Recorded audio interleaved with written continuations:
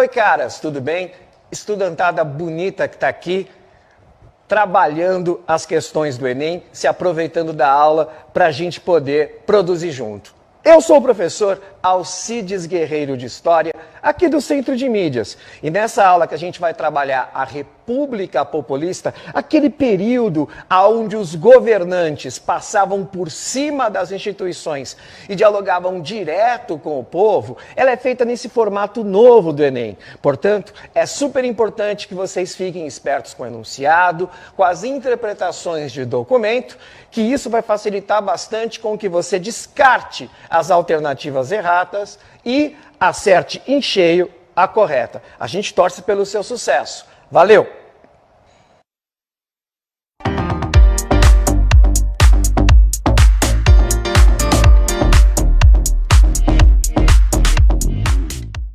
Oiê, e aí, como é que você tá? Tudo bem? Como é que estão as coisas, mano? Como é que você tá?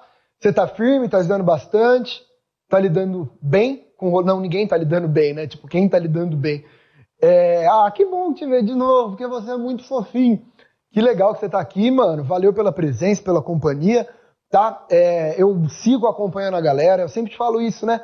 E a galera, tem uma galera tirando dúvida comigo mesmo, mano, em rede social, e tem uma galera indo atrás, trocando ideia, uma galera falando bem, curtindo as aulas, estudando. Eu vejo os stories depois, e a galera me marca, às vezes eu vejo todo mundo lá vendo a aula. Eu tô achando muito massa, velho, muito massa. Vocês estão mandando bem, tá? Eu tô ficando orgulhoso, assim. Vocês são meus alunos, né? Eu já falei isso na outra aula e eu repito, assim. Vocês viraram meus alunos. Não é oficialmente, mas agora é. E azar o seu, tá?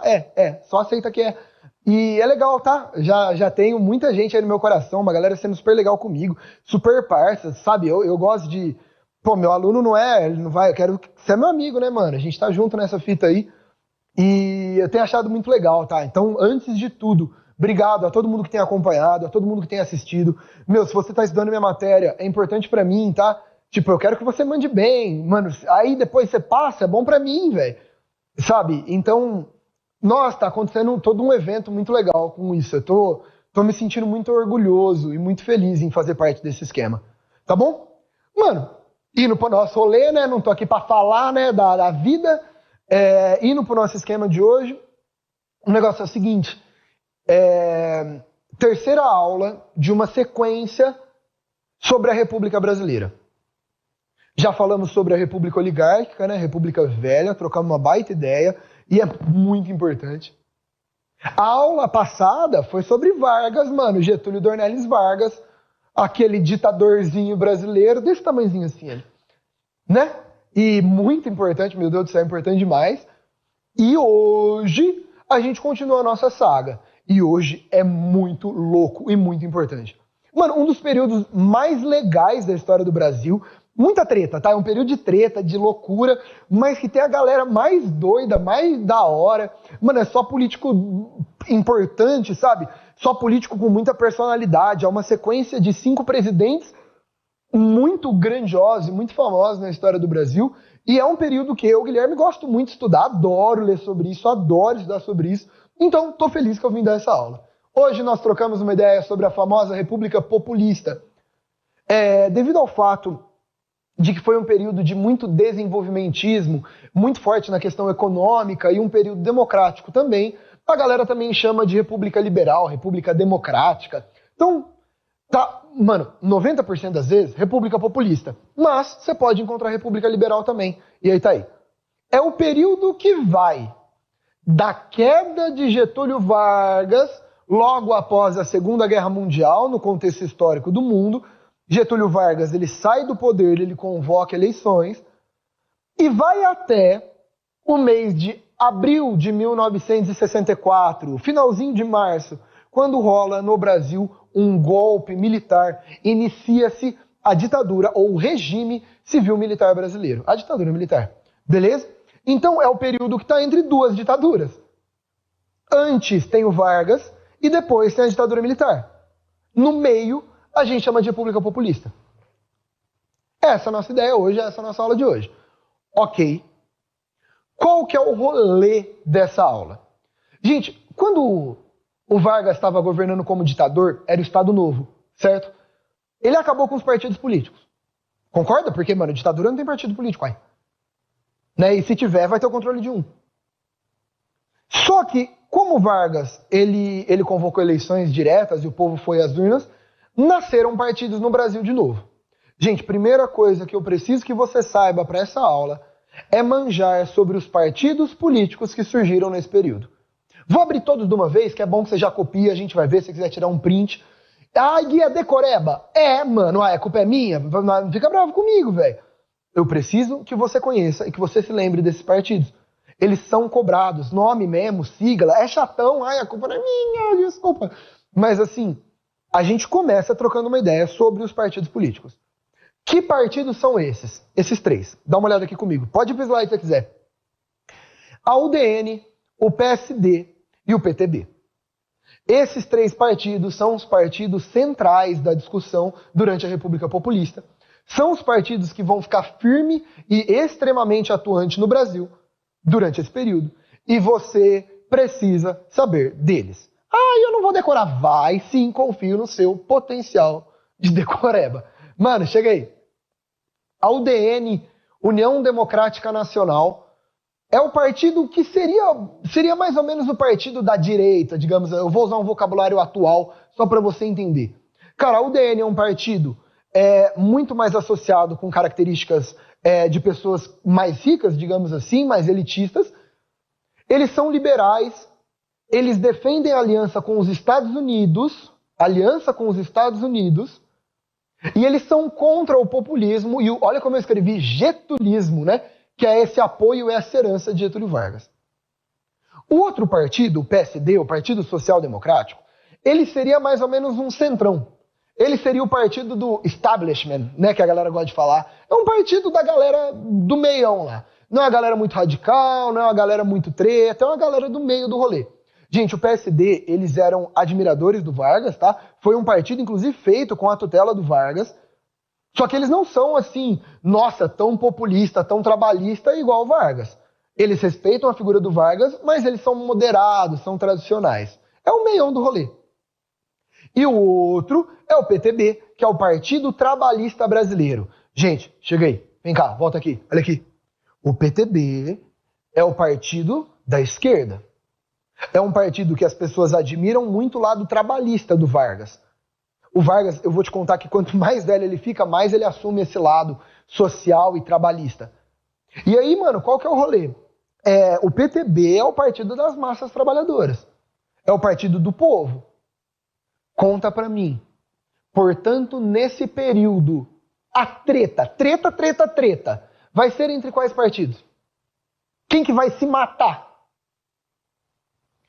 O DN e PTB. Concordou? Esse aqui tá no meio, gente. O PSD, ele tem características que se aproximam do PTB. Só que o PSD também tem características que aproximam da UDN. Esses caras aqui, eles não querem rolo. O pau come mesmo aqui. UDN e PTB. Certo? É aqui que você precisa se lembrar. Essa treta aqui. E outra, e mais do que isso, gente, olha aqui pra mim. Mano, nós estamos no contexto internacional da Guerra Fria. Estados Unidos, superpotência, União Soviética, superpotência. E capitalismo e socialismo, comunismo, se matando. Portanto, é um período de muita radicalização e polarização política. Entende o que eu estou te falando? Gente, a UDN não é um partido, nossa, fascistão e meu Deus do céu e tal. Mas muita gente acha que é nesse período. Da mesma forma que o PTB não é um partido comunista, Nossa Senhora União Soviética. Mas nesse contexto muita gente enxerga desse jeito. Olha pra mim. Em períodos de polarização política, basta você ser um pouquinho para ser considerado muito. Sacou? Entende? Mano, então os ânimos brasileiros estão à flor da pele. A gente vai falar muito de presidente que se aliou aos Estados Unidos, presidente que vai ter relação com a União Soviética, mano, e golpe de Estado, mano, é um período muito louco, porque é um período polarizado. Foi? Tudo bem? Ok, vamos lá. Agora eu passo pelos 5 presidentes, beleza? Eurico Gaspar Dutra, eu vou fazer uma questão inclusive antes, mas Eurico Gaspar Dutra, depois eu te conto sobre a volta de Getúlio Vargas, depois Juscelino Kubitschek, depois Jânio Quadros e depois João Goulart, o Jango. A gente fala sobre esses caras e é a minha aula de hoje. Eu te aviso onde é mais importante e onde é menos importante. Confia, confia. Enem 2018, vamos pro slide, mano, dá uma olhada. Enem 2018, 2 anos atrás, né? O Enem 2018 cobrou algumas características e colocou 2 textos. Um texto do PSD, um texto da UDN. Lembra PSD e UDN? Olha o que o PSD fala sobre capital estrangeiro. É indispensável manter clima propício à entrada de capitais estrangeiros. A manutenção desse clima recomenda a adoção de normas disciplinadoras dos investimentos e suas rendas, visando reter no país a maior parcela possível dos lucros aferidos. Então, o PSD fala que é muito importante capital estrangeiro, mas sempre muito bem controlado. Ao passo que a UDN, falando sobre capital, fala: apelar para o capital estrangeiro necessário para os empreendimentos da reconstrução nacional e, sobretudo, para o aproveitamento das nossas reservas inexploradas, dando-lhe um tratamento equitativo e liberdade para a saída de juros. Vem cá, cheguei, volta aqui, olha pra mim, olha pra mim. Você concorda comigo que, apesar de uma diferença ou outra, os 2 partidos defendem o capital estrangeiro no Brasil? Você concordou? O PSD fala assim, não, ó, tem que entrar capital estrangeiro, mas tem que tomar cuidado. E a UDN fala, mano, tem que entrar capital estrangeiro e, nossa, capital estrangeiro. Mas os 2 são a favor do capital estrangeiro. Vai pro slide.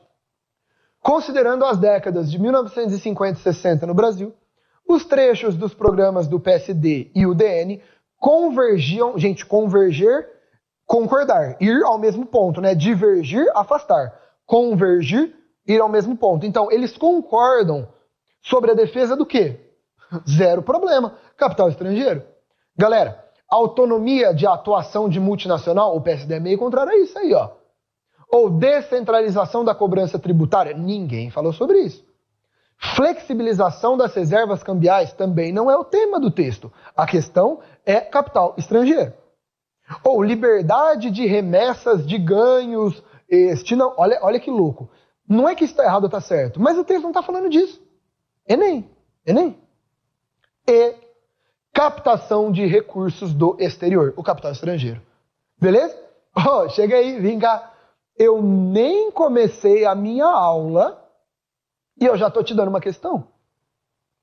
Esse período cai demais. Nem comecei. Já está feita uma questão aqui. E Enem ultra recente, né, mano? Oh, meu Deus, era para eu voltar. Ultra recente. A gente está falando de 2018.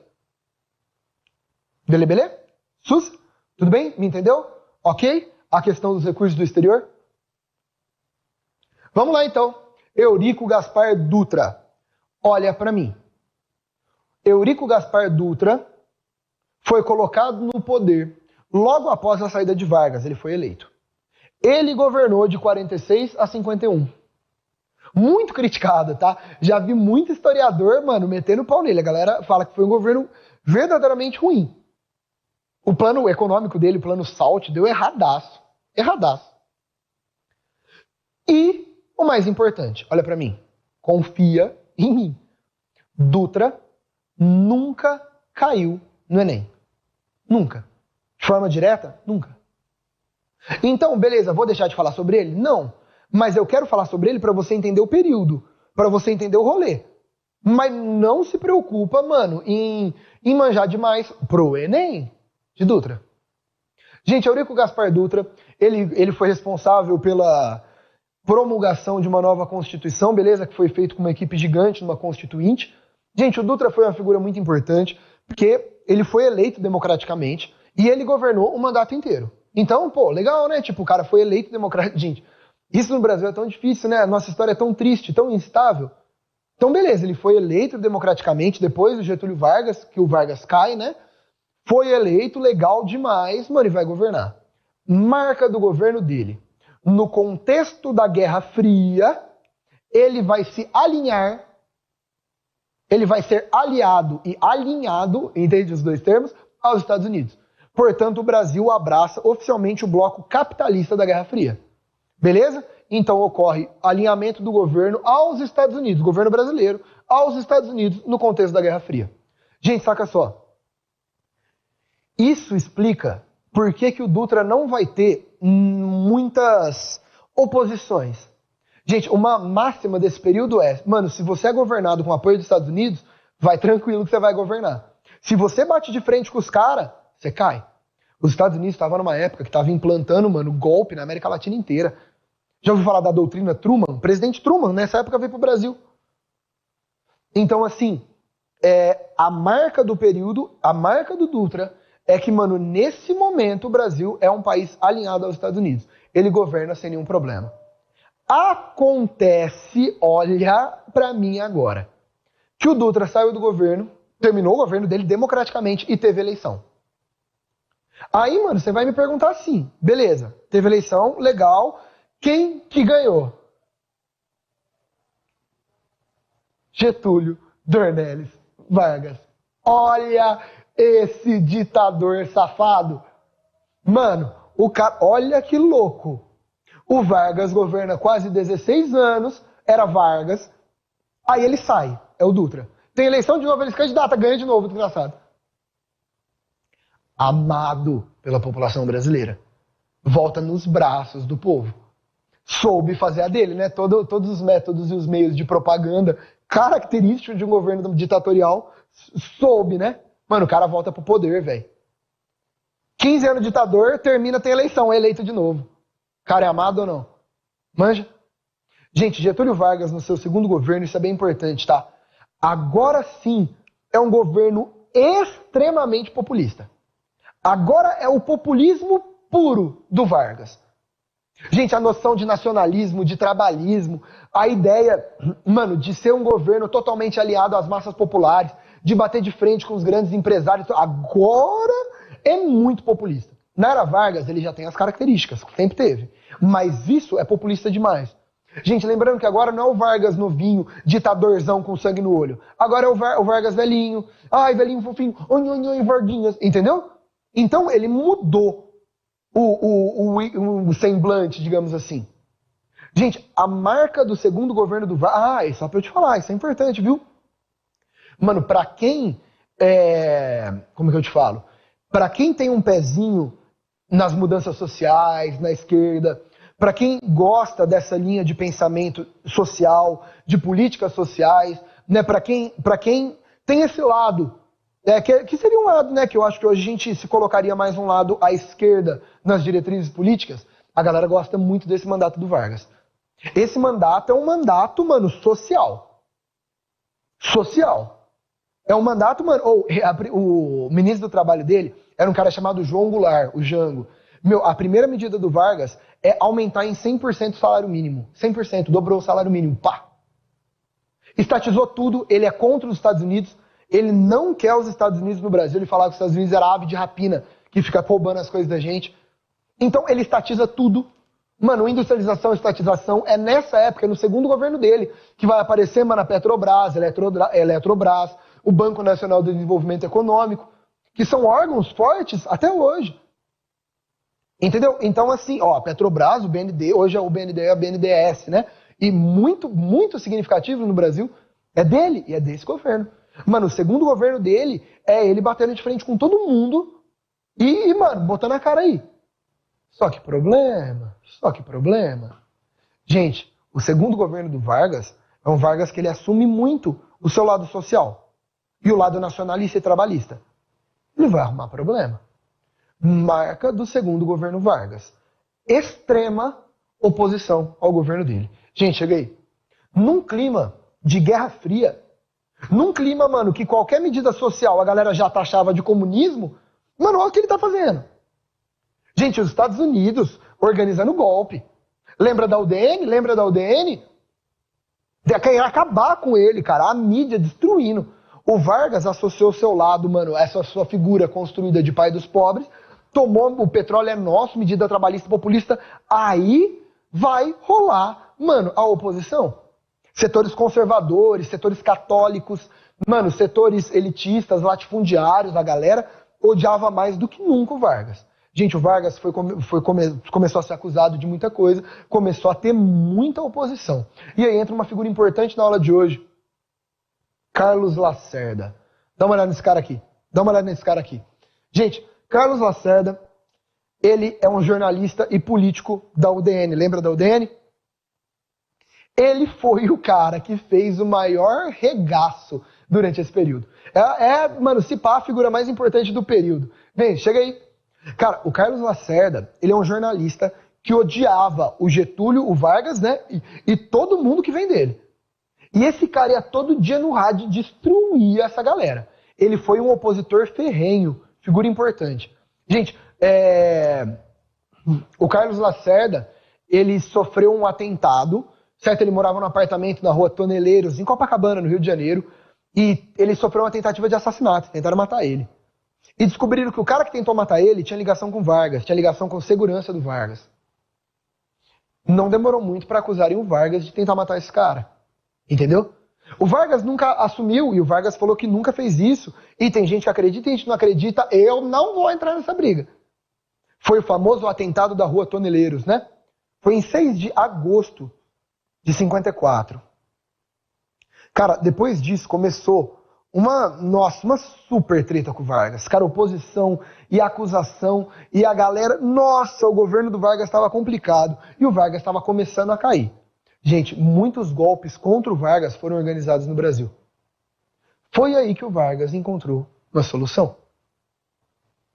Uma solução do ponto de vista político brilhante, mas uma tragédia. Uma tragédia. O Vargas sabia que se ele sofresse golpe, se ele sofresse um golpe, ele saía mal. E ele sabia que se ele renunciasse, ele saía mal. Foi aí que no dia 24 de agosto de 1954, Getúlio Vargas, no Palácio do Catete, no Rio de Janeiro, dentro do seu quarto, pegou uma arma e deu um tiro no coração. Getúlio Vargas comete suicídio, deixa uma carta, um dos documentos históricos mais famosos da história do Brasil, e o Vargas escreve na carta: saio da vida para entrar para a história. Gente, olha pra mim. Você não pode entender que o suicídio do Vargas foi um ato pessoal. Não era ele que estava triste, deprimido. Foi um ato político. Ele falou, mano, como que eu saio bem? A solução encontrada por ele foi essa. Uma solução trágica, uma solução horrorosa, né? Um negócio, cara, das coisas que a gente mais tenta combater na história, né? Que é uma das coisas mais sérias possíveis. O Vargas saiu nessa. Cara, quando foi anunciado que o Vargas cometeu suicídio e soltaram a carta dele, a população chorou. Você entende como foi inteligente? Porque, mano, ele ia sair mal de qualquer jeito. Agora ele saiu, mano, como uma grande vítima do sistema. Eu não sei, não tem como saber, né? Porque a gente não tem como falar do que não aconteceu. Mas o que a galera sempre fala é que o suicídio do Vargas, ele adiou um golpe militar por 10 anos. Gente, era pra ter golpe militar no Brasil aqui. Mas o golpe militar só foi em 64. Louco, né? Louco. Galera, o Vargas morre entre o vice dele, depois o líder da Câmara, do Congresso, então rola alguns presidentes entram, né? O Café Filho, o Carlos Luz e tal, e tem 2 anos aí para organizar as próximas eleições. Mano, dá uma olhada nisso, isso no Rio de Janeiro, tirando o corpo de Getúlio Vargas para mandar para São Borja, a cidade que ele é, do Rio Grande do Sul. Cara, olha, a galera chorou quando o Vargas morreu. Sem noção que um presidente morreu e a galera chorou, sofreu. E aí você entende, mano, o que ele conseguiu construir no imaginário brasileiro. Cara, depois das eleições, entra no poder Juscelino Kubitschek, o médico mineiro de Belo Horizonte, o JK. Vem cá. Olha pra mim agora. JK é o cara que mais cai no Enem de todos dessa época. Chegamos na parte mais importante da minha aula. Tudo bem? Parte mais importante da minha aula, pelo amor de Deus, saiba muito dela. Galera, o JK entrou com uma proposta, com um plano que nós conhecemos como plano de metas, que é um plano de desenvolvimentismo. Aliado ao capital estrangeiro, ele é do PSD, olha aqui, se ele é aliado ao capital estrangeiro, ele vai ter problema com os Estados Unidos ou não? Não, ele é parça dos Estados Unidos. Portanto, ele governa o governo inteiro ou não governa? Governa. O JK é o que nós chamamos de entreguista. Ele se abre para o capital estrangeiro, portanto, ele não tem problema. Desenvolvimentismo. Algumas pessoas chamam de nacional desenvolvimentismo. Então, ele quer desenvolver o Brasil, mas é com capital exterior. Sacou? Olha para mim, o Vargas bate de frente com os Estados Unidos, oposição. JK é o contrário. O JK é um admirador do Vargas. Ele ama o Vargas, mas ele tem uma política diferente. A base do governo dele foi chamado de 50 anos em 5. Mano, a ideia do JK é desenvolver no sentido econômico muito forte o Brasil. Inclusive, de todos os planos que ele tinha, tinha um que era a síntese, o plano mais importante de todos. Construir uma nova capital para o nosso país. A meta síntese do rolê inteiro seria a construção de Brasília. Uma nova capital. Gente, o Rio de Janeiro é a capital do Brasil, mano, desde o Pombal, final da colônia. Então, tipo, beleza, né? Já tá na hora de interiorizar o Brasil. Então, ele foi lá na região do Goiás, né? A região de Goiás, e ele criou uma nova capital lá, o Distrito Federal, a cidade de Brasília. É durante o governo dele, chefiado pelo gigantesco, né, arquiteto brasileiro Oscar Niemeyer, que Brasília é construída nesse período. Ok? Agora, tudo bem? Agora vem a parte louca. Mano, volta aqui, olha pra mim. Olha muito pra mim agora. Olha, você tá olhando pra mim? Você jura que você tá olhando pra mim? Mano, se eu ficar sabendo que você tá colocando a minha aula aí, você tá dando uma dormidinha. Nossa, mano, eu acabo com a sua vida. Eu vou aí na sua casa te acordar. Gente, olha pra mim, porque o que eu vou te falar agora cai todo ano e é muito importante. Tá olhando? Jura? Jura? Presta atenção. JK faz um gigantesco desenvolvimento econômico no Brasil. Traz carro, televisão, sabe esses bens de produção, né? Bens de utilização. Nossa senhora, desenvolve demais. Mas esse desenvolvimento é extremamente focado para quem já tem alguma condição.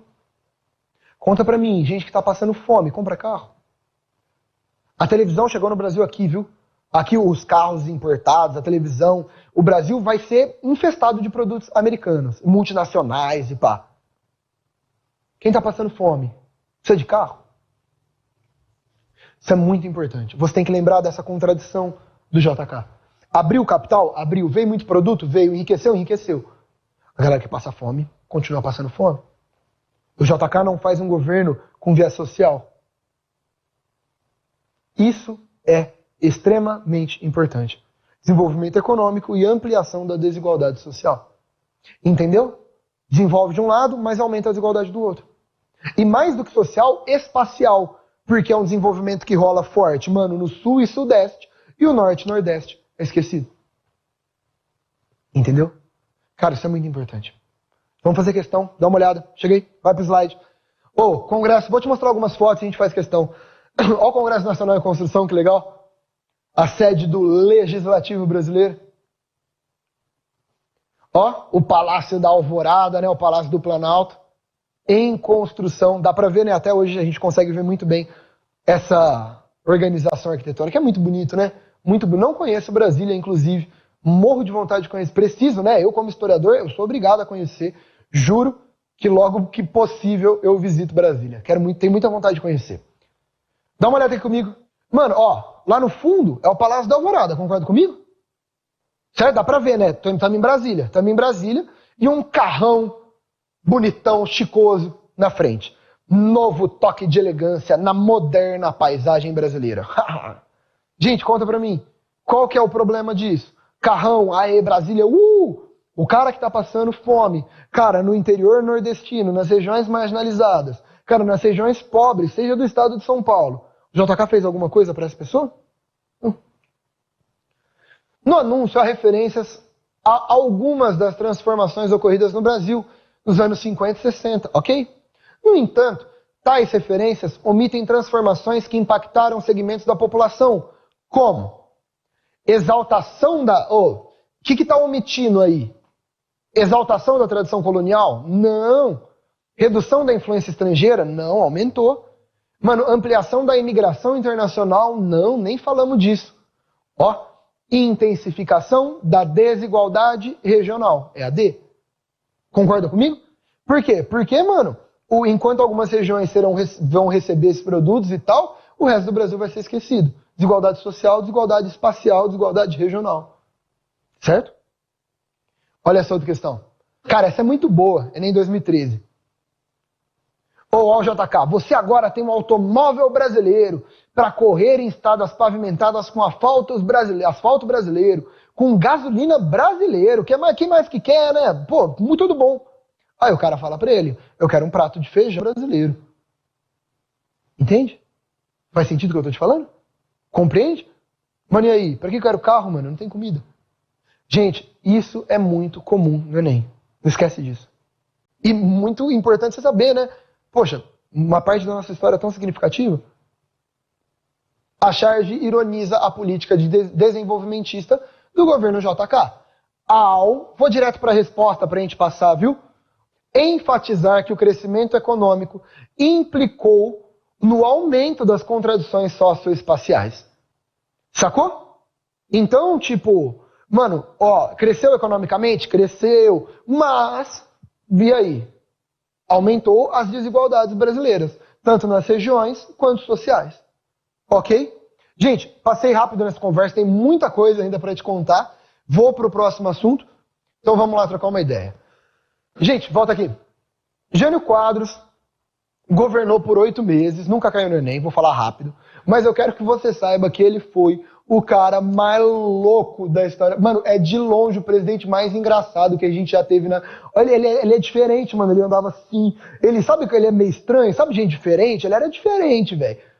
Ele era estranhão, louquinho. E ele se candidatou por um partido X, um partido dele, novo. Ele ganhou com um monte de voto, a galera super votou nele, super abraçou a ideia dele. Cara, só que ele entrou no poder e começou a tomar umas medidas muito loucas. Vou te dar uma recomendação muito boa. Eu nem coloquei aqui, porque eu nem sei como funciona os anos de direitos e tal. Mas, mano, você entrar tipo no YouTube, assim, entrar em algum site de vídeo lá e colocar a campanha eleitoral, jingle do Jânio Quadros, você vai ver o tanto que ele era muito louco. Cara, o Jânio Quadros entrou com apoio da UDN, viu? Lembra da UDN? Apoio da UDN. Mano, com um discurso moralista, conservador, proibiu biquíni na praia, velho. Tipo, proibiu, briga de galo, que era um bagulho mó comum. Droga, ele proibiu umas drogas, ele proibiu lança-perfume, velho. Que era de boa, tá ligado? Então, assim, ele é muito doido. Só que qual foi o problema dele? Ele falou que ele não se alinharia aos Estados Unidos e ele faria relações com todos os países. Foi aí que ele fez relações com a União Soviética e com a China. Muito louco. Gente, ele mandou o vice dele, o João Goulart, pra China. Mano, a China era do Mao Tse Tung. Gente, ele condecorou, olha isso, ele condecorou o Che Guevara, velho. O Che Guevara, Ernesto Che Guevara, nesse momento era ministro da Economia de Cuba. Cuba é o país que a América Latina mais tem medo, né? Com relação ao comunismo. A história de qualquer país que tem medo do comunismo na América Latina é falar que não quer que aquele país vire um Cuba, né? Isso é muito comum, isso é comum hoje, velho. Ele chamou o cara de Cuba e deu uma medalha pro cara, velho. Che Guevara, mano, louquinho. Gente, no auge da Guerra Fria, você não fica amigo do Che Guevara. Gente, buscando apoio, buscando dar um golpe, ele escreveu uma carta meio fake de renúncia, mas logo o Congresso aceita a carta dele, ele fala que ele renunciou por forças terríveis. Então, na hora que ele fala que ele renuncia por forças ocultas, aí perguntam para ele, Jânio, quem são as forças ocultas? Ele fala, eu não sei, são ocultas. Sabe, ele era muito diferente, velho. Mano, então ele governa 8 meses, sai, renunciou. O problema é que quando ele renuncia, entra o vice dele, João Goulart, Jango. Vamos trocar uma ideia. Gente, cheguei. João Goulart é do PTB. É do PTB. O partido, sem sombra de dúvidas, é mais associado a uma ideia de esquerda e de massas trabalhadoras. Cara, o Jango assume o poder, sendo do PTB, e a primeira coisa que os setores conservadores tradicionais, de igreja, cara, de exército, de UDN, de a galera aliada aos Estados Unidos, fala, ele não vai assumir. Ele não vai assumir. Entende o que eu tô te falando? Faz sentido? Ele não vai assumir. Gente, foi aí que acharam uma solução. Implantaram o parlamentarismo no Brasil. Então, ia ter o Jango, mas também ia ter um primeiro-ministro para governar com ele. O primeiro foi Tancredo Neves, que é um cara importante na história do Brasil. Então, o Jango, ele volta da China, assume como presidente, mas ele não mandaria sozinho, porque teria um primeiro-ministro. Foi um único caso da história da República Brasileira que teve um primeiro-ministro, que teve parlamento. E qual que era a ideia? Mano, o Jango, ele era filho, assim, cria do Vargas. Ele era Vargas escrito, mano. Ele foi ministro do Trabalho do Vargas. Então, coloca o parlamentarismo para ele não ter plenos poderes. Gente, entre 61 e 63, o Jango governou controladinho, ele não podia fazer muita coisa. Depois de um plebiscito, em 63, ele voltou, acabou o parlamento, e aí sim ele pôde fazer o governo dele. Então, ó que louco. O parlamentarismo foi implantado. Ele fez alguma coisa? Não, ficou quietão porque tinha um primeiro-ministro. Só que em 63 acaba o parlamentarismo e aí sim o Jango pode botar as asinhas de fora. Vem cá. João Goulart, quando ele assume de fato como presidente, sem primeiro-ministro, tendo poder, a primeira coisa que ele anuncia é um plano econômico chamado Plano Trienal, feito por um grande economista brasileiro chamado Celso Furtado, e ele cria reformas de base. Essas reformas de base, galera, são reformas, olha pra mim, são reformas trabalhistas, educacionais, sociais e agrárias. A ideia era fazer uma reforma agrária no Brasil e acabar com as terras improdutivas nas mãos dos grandes latifundiários. Gente, você concorda que os grandes latifundiários ficaram loucos? O que passaram a apoiar? Qualquer coisa que acabe com isso. Jango foi taxado de comunista, ele não era, tá bom? Tanto é que muitas das medidas dele estão hoje na nossa Constituição, mas naquele contexto ele foi taxado de comunista, foi visto como comunista e quiseram fazer de tudo para acabar com o governo dele.